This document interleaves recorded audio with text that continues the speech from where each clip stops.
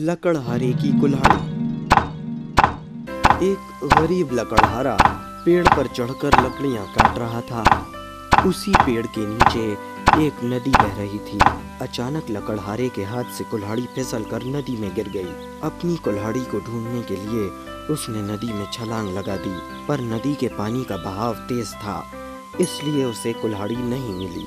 लकड़हारे के पास एक ही कुल्हाड़ी थी। वो दुखी होकर नदी के किनारे बैठ गया और रोने लगा।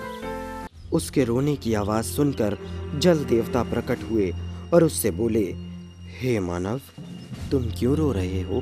भगवान, मेरी कुल्हाड़ी नदी में गिर गई है। कुल्हाड़ी के बिना मैं लकड़ी नहीं काट सकता। मुझे जीविका चलाने के लिए धन कैसे प्राप्त होगा? लकड़हारे ने रोते हुए कहा। जल देवता ने नदी के अंदर डुबकी लगाई और सोने की कुल्हाड़ी लेकर बाहर आए और लकड़हारे से बोले, ये लो, तुम्हारी कुल्हाड़ी मिल गई। नहीं, ये मेरी कुल्हाड़ी नहीं है, मैं इसे नहीं ले सकता, लकड़हारा बोला। जल देवता ने पुनः डुबकी लगाई।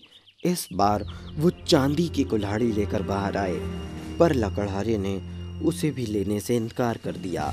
तीसरी बार डुबकी लगाने पर जब जल देवता लकड़हारे की लोहे की कुल्हाड़ी लेकर बाहर आए तो लकड़हारा बहुत खुश हुआ और बोला, धन्यवाद, अब मैं फिर से लकड़ी काट सकूंगा। जल देवता लकड़हारे की ईमानदारी से बहुत प्रसन्न हुए।